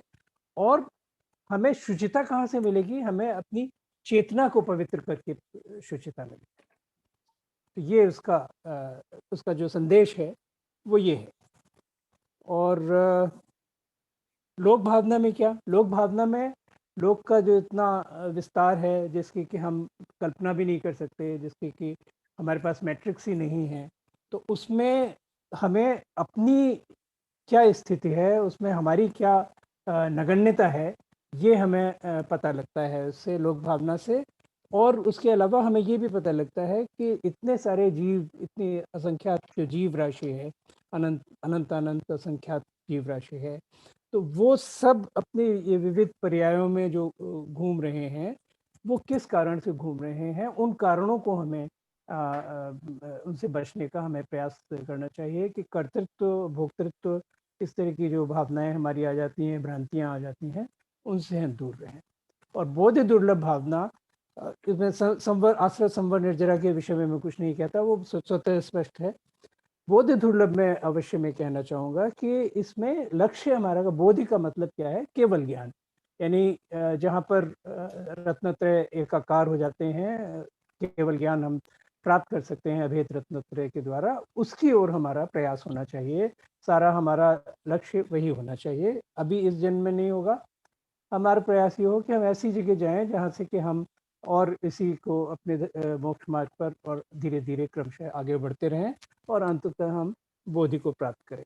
और अंतिम भावना धर्म, उसमें क्या है? उसमें तो धर्म के 4 आयाम बताए हैं। वत्तु सहावो धम्मो, खमादे 10वें धम्मो, ऋणचैत धम्मो, जीवाणम रक्षणो धम्मो। यानी अगर हम उल्टी ओर से चलें तो अगर हम जीवों की रक्षा करेंगे तो हमें रत्नत्रय प्राप्त होगा और हमारा जो 10 विधि धर्म है वो प्रकट होगा, और फिर हम अपने स्वभाव को, हम वस्तु हैं, हम जीव हैं, जीव वस्तु हैं, हम अपने स्वभाव को प्राप्त कर सकेंगे। तो ये फिर इस तरह से सभी भावनाओं में एक हम उसी समग्रता में हम देख सकते हैं। बराबर। देखिए, इसमें जो नेगेटिविटी का बात है, तो ये ऑलवेज जब मैं 12 भावना लेता हूँ तो ये बड़ा कॉमन सा कंसेप्ट रहता है कि इनको सुनने से तो हमें बड़ी नेगेटिविटी आती है। तो मैं सबको ये बताना चाहता हूँ, एक्चुअली में ये नेचर बता रही है संसार का। फॉर एग्जाम्पल, जैसे मैं स्टॉक मार्केट का हूँ, तो मैं सबको क्या बोलता हूँ कि आप पहले इसके नेचर को समझो। इसका नेचर वॉलेटाइल। अगर आप इसका नेचर एफडी जैसा समझेंगे ना तो आपको बड़ा दुख होगा। तो आप नेचर समझो वॉलेटाइल। एक व्यक्ति है, एक पत्नी बड़ी समझदार होती है और वो जानती है मेरे पति का नेचर कैसा है, उसके अकॉर्डिंग जब वो फॉलो करती है तो सारी लाइफ बढ़िया चलती रहती है। इसी तरह से 12 भावना केवल हर वस्तु की रियलिटी को बता रहा है, नेचर को बता रहा है। और जब हम नेचर को समझेंगे तो बड़े रिलैक्स रहते हैं कि भाई हम इस वस्तु के नेचर को समझते हैं और इसका नेचर ऐसा ऐसा है। और उस नेचर को समझने के बाद जब हम अपने आप को जानते हैं तो हम बड़ी आसानी से अपने आप को जान सकते हैं। टारगेट पूरी 12 भावना का नहीं, पूरी जिनवाणी का एक ही है कि आप अपने स्वरूप को प्राप्त करें और स्वरूप को प्राप्त करके मोक्ष मार्ग पर चलें। तो पूरी 12 भावना का उद्देश्य एक है। और वो तो जब कोई ध्यान से पढ़ते हैं तो उनको समझ में आता है कि 12 भावना कोई हमें नेगेटिव थॉट नहीं लाती है मन। अभी तो वो तो हमें ये बताती है कि वस्तु का यही स्वरूप है, शरीर का यही स्वरूप है, संसार स्वार्थी है, ये बताती है।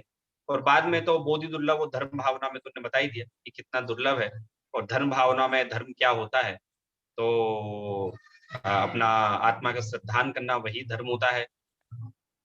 और आत्मानुभूति, सम्यक दर्शन प्राप्त करना वही धर्म होता है। ऐसा करके ये 12 भावनाओं का पर्पस बताया जाता है। प्रतिदिन चिंतन करने का इसमें इसलिए आता है क्योंकि हम प्रतिदिन भूल जाते हैं। जैसे सुबह खाना खाते हैं ना, तो शाम तक पच जाता है, तो शाम को फिर खाने की आवश्यकता होती है। ऐसे हमें प्रतिदिन चिंतन करेंगे तो प्रतिदिन हमारा चिंतन एकदम रिफ्रेश बना रहेगा और हमें फिर अटैचमेंट, एवर्जन अटैचमेंट जो है वो ज्यादा नहीं हो पाएगा। तो ये इन 12 भावनाओं का उद्देश्य समझ में आता है। तो सौरभ जी, जय जिनेंद्र, तो and also to Kamal uncle, with this context of 12 भावना, तो हमारे लाइफ का पर्पस क्या होना चाहिए? इज इट फेयर टू से कि हमारा जो पर्पस है, जो जीवन हमें मिला है, वो सिर्फ या तो एक हमें आत्मा की नीच के स्वरूप को पहचानना है या उसको प्योरीफाई करना है अपने आप को, कि हम उस मार्ग में आगे बढ़े? इज इट फेयर टू से, या कुछ और आप उसमें कहना चाहेंगे या करेक्ट करना चाहेंगे मुझे? हाँ, देखिए, हमारी लाइफ का पर्पस हम सब जानते हैं, हम सबको पता है। We are just running to get pleasure, peace. लेकिन पता प्रॉब्लम क्या है कि हम जहां भी सुख ढूंढने जाते हैं ना, वो परमानेंट नहीं होता, वो टेम्परेरी होता है।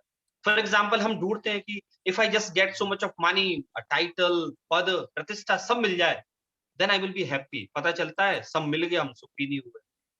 तो जैन धर्म ये बताता है हमें, जिनागम ये बताता है कि आपका लक्ष्य जो सुखी होने का है ना, तो वो सुखी कैसे हो सकती है।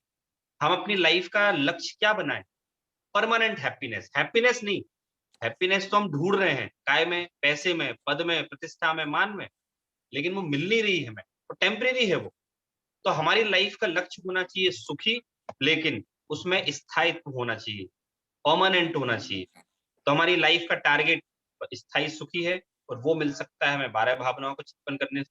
समय सार हमारा एक ग्रंथ है, प्रवचन सार ग्रंथ है हमारे, एक सहज सुख साधन ग्रंथ है अपने ब्रह्मचारी शीतल प्रसाद जी का। उसमें उन्होंने पूरा क्लियर दिया है कि आप क्या सोचना चाहिए, आपको क्या विचार करना चाहिए आपको। हमारे जितने ग्रंथ हैं, सारे ग्रंथों का एक ही पर्पज है। अभी हमारी यूएस की क्लास में विशाल जी, वो समय सार चालू हुआ है, और वो भी इंग्लिश में। मतलब लाइफ में फर्स्ट टाइम पूरी कहीं भी इंग्लिश में समय सार रहेगा, इंग्लिश में बोले। वो लोग चाहते थे कि जिनागम का जो मूल है वो समझ में आए। तो उसका मूल क्या है? सुख और स्थायी सुख। तो हम टारगेट बनाए कि मुझे सुखी होना है, लेकिन टेम्परेरी नहीं। कैसे होना है? मुझे स्टेबल होना है, स्थायी सुखी होना है। यही हमारा उद्देश्य होना चाहिए लाइफ का। अब ये कैसे फुलफिल होगा? तो जैनिन की क्लास ज्वाइन करने से होगा, स्वाध्याय करने से होगा, ध्यान करने से होगा। वो कैसे होगा, ये हमारी रिसर्च का विषय है, और हम रिसर्च करेंगे इसको। I think sir, permanent happiness हर आदमी चाहता है, लेकिन परमानेंट की को डिफाइन गलत तरीके से कर लेता है। परमानेंट मतलब वो इस जीवन को या इस आयु को जो है वो परमानेंट मान लेता है, और उसकी हैप्पीनेस की तरफ दौड़ता रहता है। तो उसको जिनागम यही स्वरूप, सच्चा स्वरूप बताता है कि परमानेंसी ये नहीं है, बट जो अनादिकाल से है और उनकी मोक्ष मार्ग की यात्रा है, वो परमानेंट है। हाँ, राइट। सुनील जी ने एक बढ़िया पॉइंट ऐड किया है कि परमानेंट मतलब क्या? This life, this is the part of our life, this is part of our पर्याय। और वो इस व्यवस्था, इस लाइफ की परमानेंसी मानता है। लेकिन हमारी लाइफ कोई अभी की थोड़ी है, हमारी आत्मा तो अनादि की है, अनंत काल तक रहने वाली। तो हम स्थायी सुख जो ढूंढे, वो ऐसा ढूंढे कि वो आगे भी चले, हमारा आगे के भवों तक चले, और हमारा सारा प्रयास वैसे ही होना चाहिए। और उसके लिए जिनवाणी में इंस्ट्रक्शन दिए गए आपको क्या क्या करना चाहिए। तो सबसे अच्छा तो उपाय जो है ना विशाल जी, वो क्या है बताए? स्वाध्याय करना चाहिए, जो हम अभी कर रहे हैं। स्वाध्याय करना चाहिए, इसी से आपको स्थायी सुखी होने का मार्ग मिल। बिल्कुल, थैंक यू सौरभ जी। और चेतन जी ने भी ये हैंड रेज किया था, अगर कोई क्वेश्चन है चेतन जी का। जय जिनेंद्र सभी को। एक तो मैं सबसे पहले सभी स्पीकर्स का from the session 1 to up to this session, सभी का बहुत बहुत धन्यवाद करना चाहूंगा। मैं सारे सेशन ज्वाइन नहीं कर पाया, लेकिन the entire series was so enlightening कि काफी कुछ सीखने को मिला। रियल वर्ल्ड में हम लोग डेली लाइफ में कैसे 12 भावनाओं के कंसेप्ट यूज कर सकते हैं, तो ये सब जानना बहुत ही अच्छा रहा इस सीरीज के सफर में, मैं कहूँगा। और दूसरी बात जो टेक अवे है, जो सौरभ जी बता रहे थे कि 12 भावनाओं को छेड़ाला में कहा वैराग्य उपावन माई, वैराग्य की माता कहा है। वैराग्य को जनने के लिए अगर वैराग्य उत्पन्न करना तो 12 भावनाओं का चिंतन करें। लेकिन हम मुनि बनेंगे तब बनेंगे, वैराग्य जब धारण करेंगे तब करेंगे, लेकिन नित्य लाइफ में भी हम अपने आप की समता परिणाम की साधना करने के लिए, और जो ऊपर नीचे लाइफ में चलता रहता है, लॉस एंड प्रॉफिट और सुख और दुख, उसमें हम कैसे अपने आप को स्थिर रख सकते हैं, ये शिक्षा हमें 12 भावनाओं से मिलती है। और इस पूरी शिक्षा को हमने पूरी सीरीज में कई तरीकों से समझने का प्रयास किया। तो आप सभी का सारे स्पीकर्स का एक बार फिर से धन्यवाद। और जय जिनेंद्र। Thank you so much Chetan ji, thank you. और किसी का कोई क्वेश्चन? मीनवाइल मेरा एक क्वेश्चन है, बहुत ही बेसिक है, कि हम जो कहते हैं कि आत्मा, हमारी आत्मा की मतलब आत्मा निराकार है हम कहते हैं, लेकिन मतलब हमारे को जैसे हम शरीर को तो देख पाते हैं, आत्मा के अनुभव के लिए क्या कोई शरीर में कोई पॉइंट है, अपना हार्ट, अपना माइंड, जिससे हम आत्मा को रिलेट कर पाए? मतलब बहुत बेसिक क्वेश्चन है, लेकिन मेरे दिमाग में आया क्योंकि पूरे 12 भावना में मुझे यही लग रहा था कि हमारा ध्यान अपनी आत्मा की तरफ ही होना चाहिए, तो वो आत्मा को कहीं केंद्रित किया जा सकता है? हाँ, ठीक है। वैसे बेसिक क्वेश्चन नहीं है, बड़ा गंभीर क्वेश्चन है। और इस क्वेश्चन में आत्मा कहाँ है ये पूछा गया है, कहाँ है आत्मा, तो बड़ा गंभीर बड़ा क्वेश्चन हो गया है। तो ऐसा है कि हम लोग हर चीज को ना आंखों से विजुअलाइज करना चाहते हैं। हम सच उसको मानते हैं जो आंखों से दिखे, जिसका हमें टेस्ट आए, जिसको हम सूंघ सकें, जिसको हम सुन सकें। लेकिन दुनिया में भी तो ऐसी बहुत सारी चीजें हैं ना कि जिनको हम देख नहीं पाते, लेकिन वो होती है। आत्मा को तो हम, आत्मा जो सब्जेक्ट मैटर है ना, it is the subject matter of realization rather than visualization. हम फील कर रहे हैं। मैं एक छोटा सा एग्जांपल दूंगा, आपको बहुत क्लियर हो जाएगा। एक शिष्य ने अपने गुरु से प्रश्न पूछा कि गुरुजी, आप रोज आत्मा आत्मा बोलते रहते हैं, मैंने कल आंख बंद करके देखा, मुझे कुछ दिखाई नहीं दिया, अंधेरे के सिवाय, कहाँ है आपकी आत्मा? तो गुरुजी ने उत्तर दिया, बेटे, जब आंख बंद करके तुमने देखा कि अंधेरे के अलावा कुछ नहीं है, तो जो देखने वाला है ना, वो कि अंधेरा है, जो फील करने वाला है, वही तो आत्मा है। अर्थात आपने जिस ज्ञान से, आपका म्यूट हो गया है सौरभ जी। नरेश जी, सौरभ सर को म्यूट अनम्यूट कर दीजिए। हो गया अनम्यूट। हाँ, तो स्वाति जी, मैं ये बोल रहा हूँ कि हमारी मन में जो प्रश्न पैदा हुआ ना, कहाँ है आत्मा, यही तो आत्मा है जिसने प्रश्न पैदा किया। ज्ञान, आपके मन में ज्ञान होना, ज्ञान का परिणमन, यही आत्मा है। आत्मा को देखा नहीं जा सकता क्योंकि अमूर्तिक है, बट आत्मा को आप फील कर सकते हैं। जैसे जब आप आईने के सामने हम लोग खड़े होते हैं तो कहते हैं, अरे आयु बढ़ गई हमारी। तो आयु बढ़ गई हमारी के मतलब कि शरीर की आयु बढ़ गई। अच्छा, जैसे ये चले गए, एक दिन मैं भी चला जाऊंगा, तो चला जाऊंगा मतलब क्या होता है कि शरीर यहीं रह जाएगा, तो मेरी आत्मा चली जाएगी। तो वो आत्मा हमें निरंतर फील होती है हमें। और वो मन में जो आपको क्वेश्चन पैदा हुआ ना कि वो आत्मा दिख सकती है कहीं क्या, यही तो आत्मा है जिसने क्वेश्चन पैदा किया। इसे बोलते हैं हम आत्मा की ज्ञान का परिणमन। मेरा एक प्रश्न है, सुन पा रहे हैं आप? मेरा एक हाँ विजय जी, हाँ जी, हाँ विजय जी। आत्मा को अगर याददाश्त होती, ज्ञाता दृष्टा है आत्मा, लेकिन अगर इसको स्मरण शक्ति होती तो हम बुरे काम करने से बच जाते। फिर हमें मालूम पड़ता कि मैंने पिछले जन्म में इस तरह का काम किया था, इसकी वजह से मुझे ये दुख मिल रहा है, तो अब मैं आगे चल के ये काम नहीं करूं।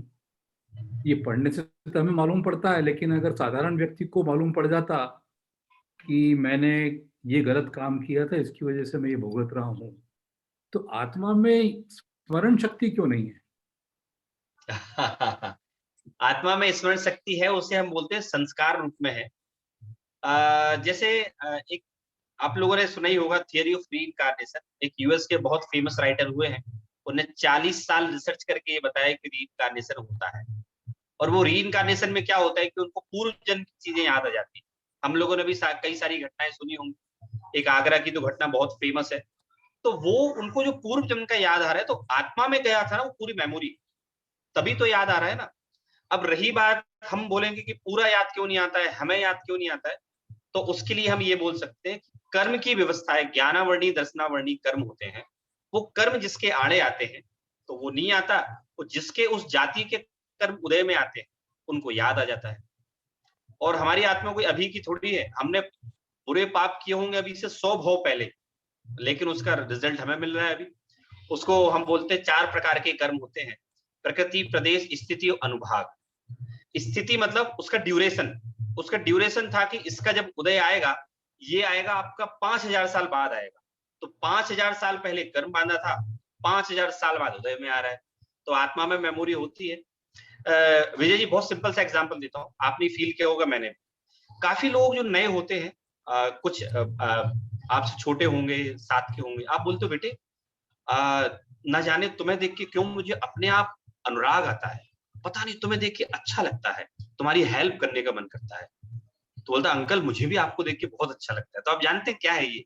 पूर्व जन्म में हमारा कोई संबंध रहा होगा, उसको देखकर हमें हमारी आत्मा में जो संस्कार थे वो जाग गए। वो कई सारे केसेस में तो याद भी आ जाता। मतलब मैं तो मिला हूं एक व्यक्ति से जिनको पूर्व जन्म का याद आया था, और वो बताते हैं कि जहां मैं रहता था उसके घर के सामने ही कोई अजैन के यहाँ जन्म लिया था उन्होंने। तो मैंने उनसे पूछा क्या क्या याद है, बोले याद है जितना था, लेकिन वो विवाद है इसलिए कुछ बताने से मतलब नहीं, क्योंकि उनकी पूर्व जन्म की पत्नी जिंदा थी अभी, तो वो उनको देख के घूंघट करती थी। मतलब उनने बताया कि वो उनको देख के घूंघट कर लेती थी, क्योंकि जब उनने बताया कि भाई अपन पति पत्नी थे, तो पहचान गए कि ये तो वही जीव है। तो ऐसे याद रहता है, लेकिन वो कर्मों की व्यवस्था भी एक अपनी है, और मेमोरी तो हमें है। जैसे हम लोग अभी क्लास में बैठे ना, सब लोग आप लोग पढ़ रहे हैं, अपन लोग जैन धर्म, तो ये भी हमारे पूर्व जन्म का ही तो है जो हमें याद आया है। क्या याद आया? हम पहले भी लगे हुए थे और वो जर्नी हमारी कंटिन्यू। नहीं तो ऐसा क्यों होता कि दुनिया के सारे जैन क्यों नहीं पढ़ते? मैं इतने सालों से पढ़ा रहा हूँ, लेकिन आज तक सफल नहीं हुआ कि मैं पूरे भारत के, पूरी दुनिया के जैनों को पढ़ा। तो जिनको याद आ गया पढ़ रहे पुराने। तो विजय जी का बहुत अच्छा क्वेश्चन है कि याद क्यों नहीं आता, वो इसलिए याद नहीं आता। और स्वाति जी आपका भी क्वेश्चन बहुत बढ़िया था कि आत्मा कहाँ है। तो आपने जो क्वेश्चन पूछा ना, उसी आत्मा से पूछा आपने क्वेश्चन, उसमें ज्ञान था इसीलिए आपने पूछा। नहीं तो सौरभ जी, इसमें मेरा एक वो है पॉइंट कि तो क्या आत्मा, चेतना, कॉन्शियंस, सोल सभी पर्यायवाची है? हाँ, आत्मा के नाम है ये चेतना, आत्मा, दर्शन, अनंत गुण है आत्मा में, एक गुण नहीं है। चेतना उसमें से एक गुण है, ज्ञान उसमें से एक गुण है, वीर्य उसमें से एक गुण है, सुख उसमें से एक गुण है। ऐसे अनंत गुण आत्मा में भरे हुए हैं। 47 शक्तियां हैं, 47 शक्तियां हैं। समय सार के आखिरी में आप पढ़ेंगे, परिशिष्ट में लिखी हुई है। आत्मा में 47 मुख्य शक्तियां हैं। जब आप उनको पढ़ेंगे तो आपको आश्चर्य होगा, अच्छा मुझ में इतने सारे गुण हैं, अरे वाह मुझे तो मालूम ही नहीं था। तो जैसे मैं सब लोगों को एक छोटा सा एग्जांपल देता हूँ, आपको क्लियर हो जाएगा। स्वाति जी, एक महिला बहुत डिप्रेशन में रहती थी। वो ये बोलती थी कि सारी महिलाएं बहुत सुंदर है, बस मैं नहीं। तो एक दिन एक समझदार व्यक्ति वहां से निकले और उन्होंने बोला, बहन तुम दुखी क्यों हो? बोले भैया क्या बताऊं, सारी महिलाएं बहुत सुंदर हैं लेकिन मैं नहीं हूं। नहीं नहीं नहीं बहन, गलत बोल रहे हो, तुम इधर आओ। और वो उस महिला को आईने के सामने ले गया। आईने के सामने उस महिला ने देखा कि वो भी उतनी सुंदर है जितनी दूसरी महिलाएं हैं। तो हम भगवान को देख के क्या बोलते हैं, अरे सूरज जी भगवान की बात है, हम तो अलग हैं। तो हमारे मुनिराज आए, आचार्य कुंदकुंद देव आए, उन्होंने कहा भाई नहीं नहीं, आओ जरा सिद्ध भगवान के आईने में तुम अपने आप को देखो। और हमने देखा तो हमने ये देखा हमारी आत्मा में भी उतने ही अनंत गुण हैं जितने उनके में हैं। तो हमें कॉन्फिडेंस आ गया, अच्छा मतलब मैं भी इन जैसा बन सकता। स्वाति जी हाँ जी, स्वाति आपके सवाल का जवाब आचार्य कुंदकुंद ने दिया है एक गाथा में। तो वो मैं आपने सुनी होगी, सब लोगों ने सुनी है। अरस मरूवम गंधम, यानी ये तो पता है कि न उसमें रस है, न उसमें रूप है, न उसमें गंध है। अव्यक्तम, अव्यक्त है, शब्दों में नहीं कही जा सकती, कह नहीं सकते उसको। उसने अपने आप को एक्सप्रेस नहीं किया है, मैनिफेस्ट नहीं किया है।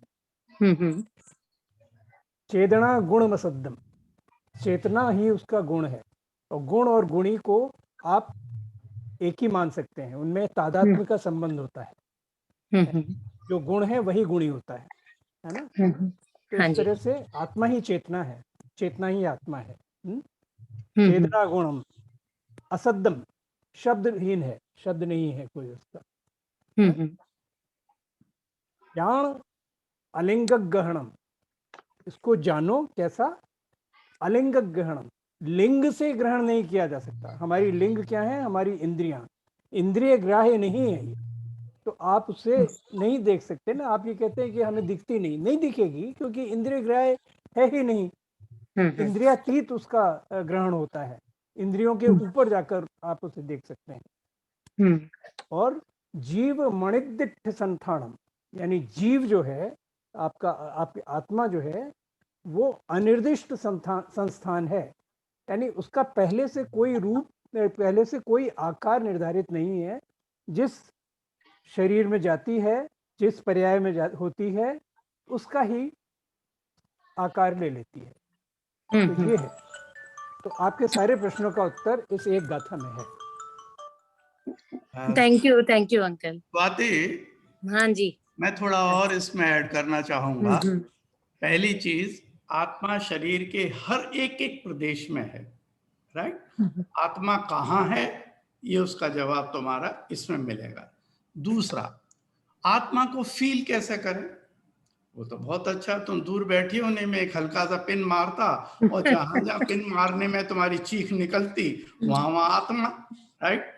नाखून जब बाहर निकल गया, कच्चा हो गया, पक गया राधर, उसमें आप कील पिन लगाइए, आपको फील नहीं होगा।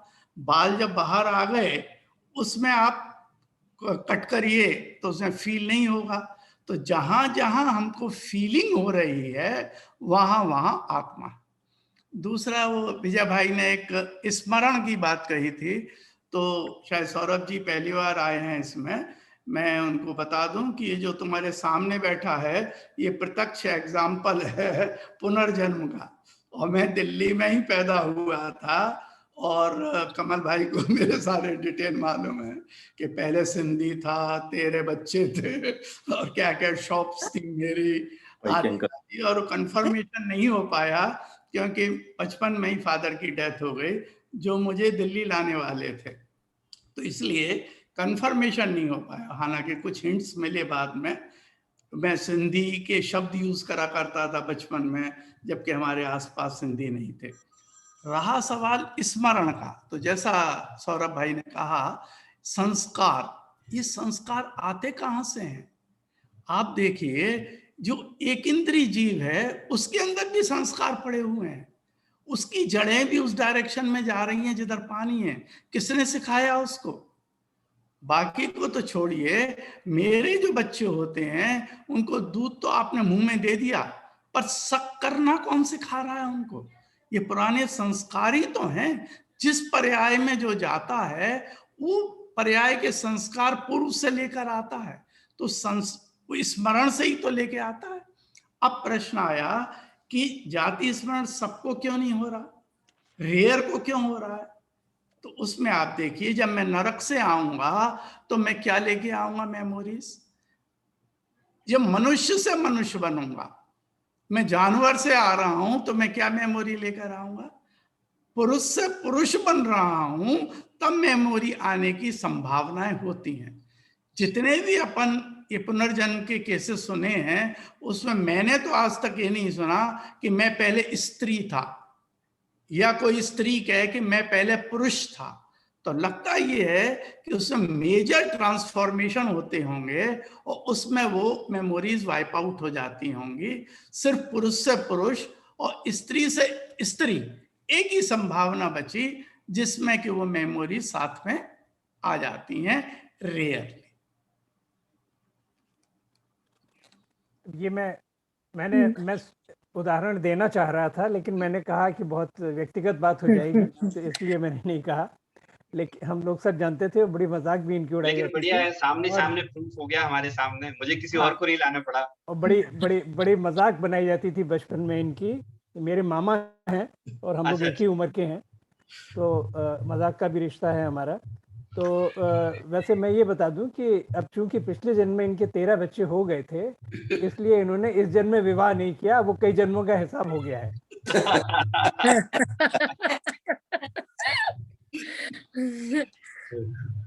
चलिए, तो वाइकेकल को आप जो पुराना जो आपका परिवार था पिछले जन्म का, वो अभी भी आपको कुछ मेमोरीज है उसकी? मतलब नहीं, हुआ क्या है कि इन लोगों ने जैसा बताया ना, कमल भाई ने मजाक कर करके मुझे इतना पीछे हटा दिया कि मैं उसके बाद बात करनी बंद कर दिया। लेकिन असल में डर भी था ना, ये डर था कि कहीं वो परिवार न क्लेम कर ले इनको। तो इसलिए एनकरेज नहीं की जाती थी ये बातें, और बचपन में इनको डांट भी पड़ जाती थी कि बंद करो ये बात। हाँ, बड़े जीजाजी जो कमल के फादर थे, उन्होंने तो बिल्कुल कंडेम किया, नहीं बिल्कुल नहीं करो, इसके मेंटल उस पर असर पड़ेगा। वो तब एक बात चली थी कि दिल्ली जाया जाए और चेक किया जाए, तो बोले नहीं बिल्कुल नहीं जाओगे, छोटे बच्चे के दिमाग पर बहुत असर पड़ जाता है इस बात का। चलिए, मैं इजाजत लूंगा, मेरा आरती का टाइम हो रहा है। सौरभ भाई और सबको बहुत बहुत धन्यवाद। जय जय। Thank you uncle, thank you YK uncle. तो और किसी का कोई प्रश्न है? अदरवाइज हमारा टाइम भी पूरा हो चुका है। If there are any questions from anyone.